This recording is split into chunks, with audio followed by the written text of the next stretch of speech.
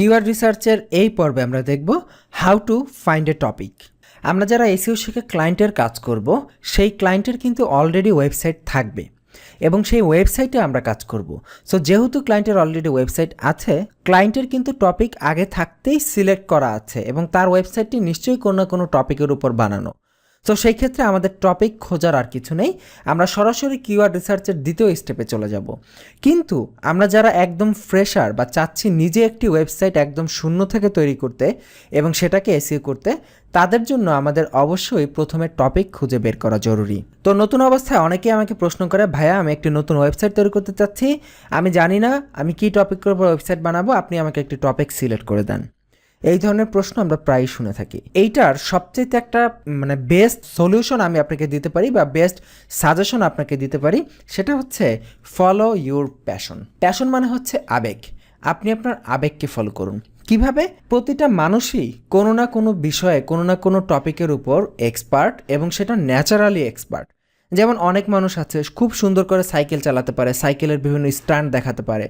আবার অনেক মানুষের সেই স্ট্যান্ড দেখলেই সে ভয় পায়, স্ট্যান্ড করা তো দূরে থাক। অনেক মানুষ আছে খুব সুন্দর করে সাঁতার কাটতে পারে, অনেক মানুষ আছে খুব সুন্দর করে কথা বলতে পারে। সো কথা বলা হোক বা সাইকেল চালানো হোক বা কোনো একটা পড়ালেখার বিষয়ে ভালো হোক, আপনি যে বিষয়ে ভালো হন না কেন, আপনি ন্যাচারালি যে বিষয়ের উপর এক্সপার্ট, সেই বিষয় সেটা যদি আপনি মনে মনে এবং নিজে নিজে করতে ভালোবাসেন, সেটা যদি আপনার আবেগের জায়গা হয়, তাহলে সেই বিষয়টা নিয়েই ওয়েবসাইট তৈরি করেন। অনেকে জিজ্ঞেস করবেন, ভাইয়া আমি কিভাবে সহজে বুঝতে পারি যে আসলে আমার আবেগটা কোথায়, আমি কিভাবে আমার আবেগকে ফাইন্ড আউট করব? দেখুন, আবেগকে ফাইন্ড আউট করার খুব সহজ একটি পদ্ধতি আছে।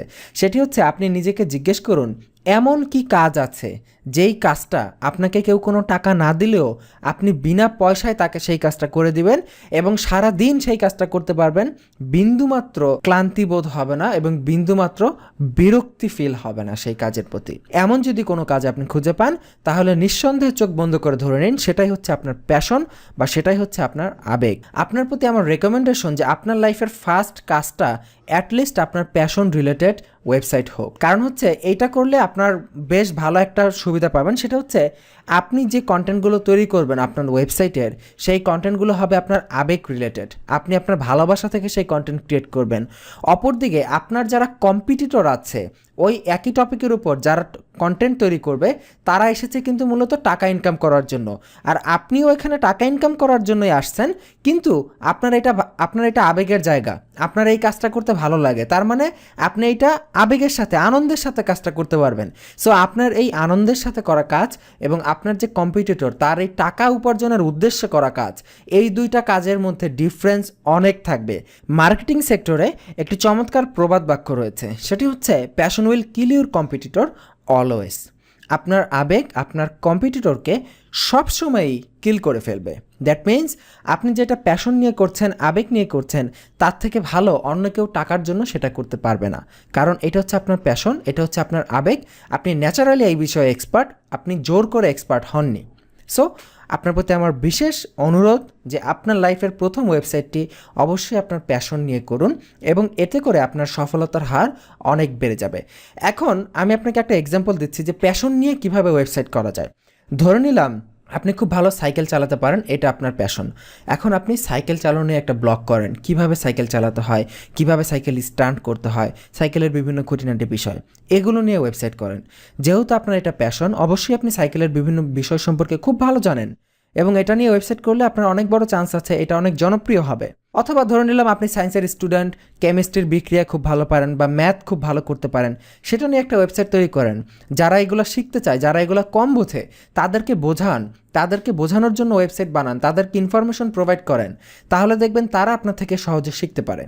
অনেকে আপনি আমাকে বলতে পারেন যে ভাই আমার প্যাশন হচ্ছে সারাদিন ইউটিউবে বসে বসে ছবি দেখা এবং নাটক দেখা। তো আমি আপনাকে বলছি, যদি ইউটিউবে বসে বসে ছবি দেখা, নাটক দেখা আপনি আপনার প্যাশন মনে করেন, তাহলে আপনি ভুল ভাবছেন। কারণ এটা আপনার প্যাশন না, এটা হচ্ছে আপনার ব্যাড হ্যাবিট বা বদ অভ্যাস। সো বদ অভ্যাস এবং প্যাশনের মধ্যে মূল পার্থক্য হচ্ছে বদ অভ্যাস আপনার থেকে কেউ শিখতে চাইবে না, আর প্যাশন আপনার থেকে কেউ শিখতে চাইবে, এমন প্যাশন হচ্ছে এমন একটা জিনিস যেটা আপনি অন্য কাউকে শেখাতে পারবেন এবং সেটা আপনার থেকে খুব সহজে শিখতে পারবে, সেটাকে বলে প্যাশন। এবং সেটা নিয়ে আপনি যদি ওয়েবসাইট করেন তাহলে অবশ্যই সেই ওয়েবসাইট থেকে সফলতা আসার সম্ভাবনা অনেক বেশি থাকে ইনশাল্লাহ। ফার্স্ট স্টেপ হচ্ছে আপনার প্যাশন আইডেন্টিফাই করুন এবং সেই প্যাশন নিয়ে ওয়েবসাইট তৈরি করুন।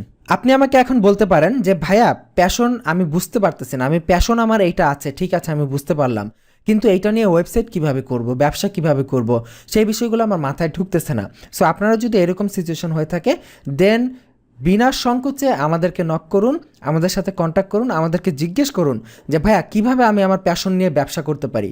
আমার এমন একটা আজব প্যাশন আছে যেটা নিয়ে ব্যবসা করা আমার কাছে মনে হয় পসিবল না, কিন্তু আপনি আমাদেরকে জিজ্ঞেস করুন, আমরা আপনাকে বলছি ইনশাল্লাহ আপনার প্যাশন নিয়ে কীভাবে আপনি ব্যবসা তৈরি করতে পারেন সেই বিষয়ে যাবতীয় গাইডলাইন এবং হেল্প আমরা আপনাকে প্রোভাইড করতে পারবো। সো এই গেল ফার্স্ট স্টেপ, আপনার প্যাশন খুঁজে বের করে সেটা নিয়ে ওয়েবসাইট করা।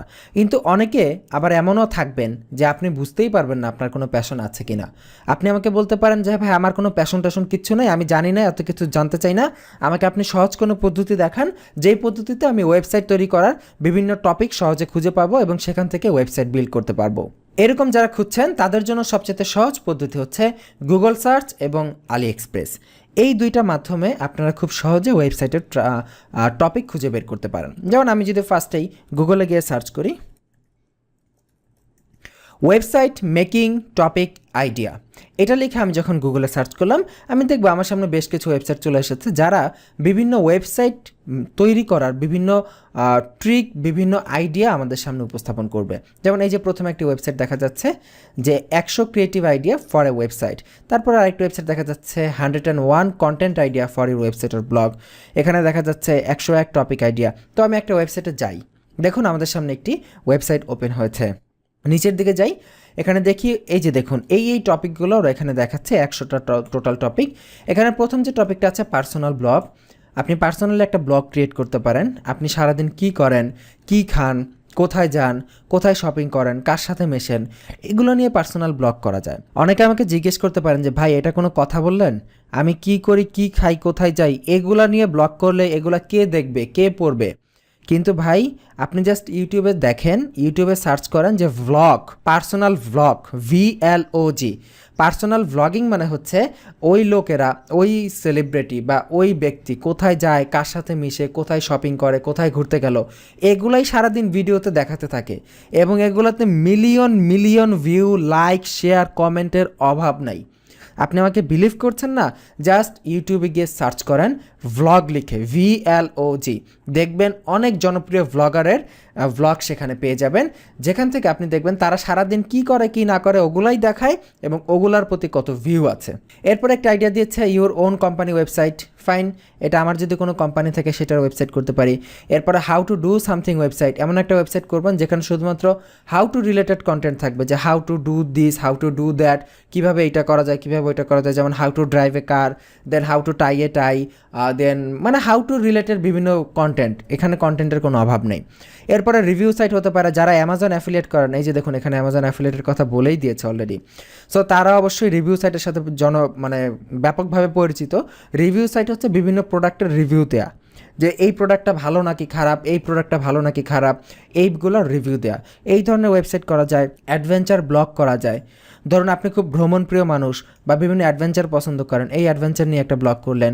এরপরে নিশ সাইট, কোনো স্পেসিফিক কোনো প্রোডাক্ট সেল করার জন্য সেখানে সেটার উপর নিশ সাইট করতে পারেন।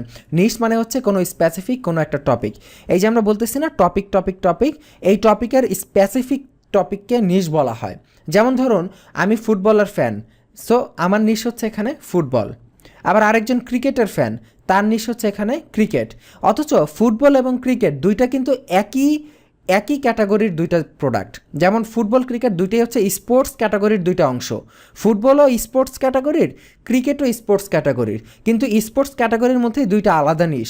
একটা হচ্ছে ফুটবল নিশ, একটা হচ্ছে ক্রিকেট নিশ, একটা হচ্ছে ব্যাডমিন্টন নিশ, একটা হচ্ছে ভলিবল নিশ, বিভিন্ন ধরনের এই যে আলাদা আলাদা সেকশনগুলো, এগুলো হচ্ছে এক একটা নিশ।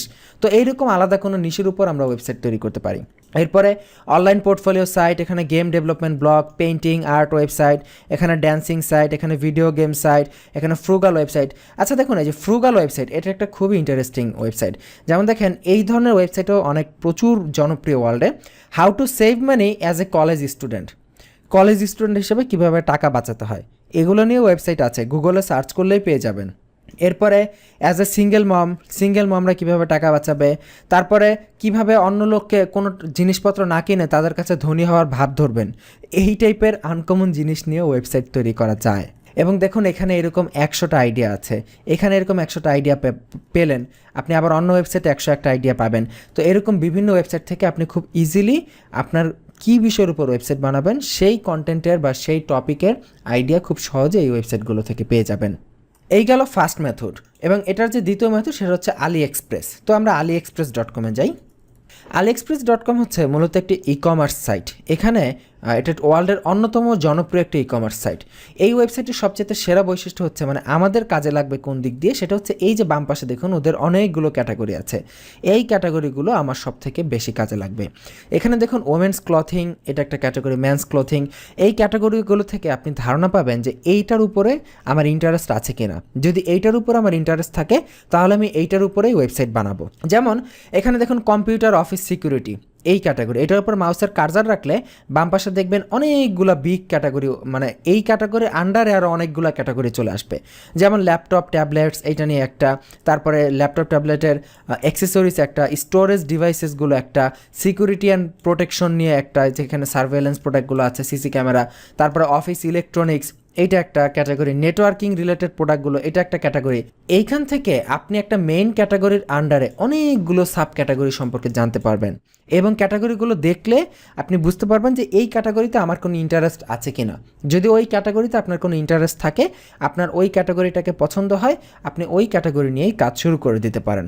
যেমন এখানে হোম অ্যান্ড গার্ডেন, আমরা যারা অ্যামাজন অ্যাফিলিয়েট করি তারা সবাই জানি যে হোম অ্যান্ড গার্ডেন হচ্ছে আমাদের বাংলাদেশে অন্যতম জনপ্রিয় একটি নিশ কাজ করার জন্য। তো এইখান থেকে আমরা বিভিন্ন ধরনের এখান থেকে আমরা ক্যাটাগরির আইডিয়া পেতে পারি। যেমন হোম অ্যান্ড গার্ডেনের ভেতরে কী আছে, যেমন আর্টস থাকতে পারে, এখানে হোম ডেকোরেশন থাকতে পারে, হোম টেক্সটাইল থাকতে পারে, এখানে কিচেন থাকতে পারে, এখানে গার্ডেন সাপ্লাইসগুলো থাকতে পারে, হোম অ্যাপ্লায়েন্সগুলো থাকতে পারে, এখানে অনেকগুলো সাব ক্যাটাগরি থাকতে পারে। তো এই ওয়েবসাইটের সবচেয়ে বড় সুবিধাটা হচ্ছে এই ক্যাটাগরিগুলো খুব সহজে বোধগম্য, আমরা খুব সহজে ক্যাটাগরিগুলো বুঝতে পারি।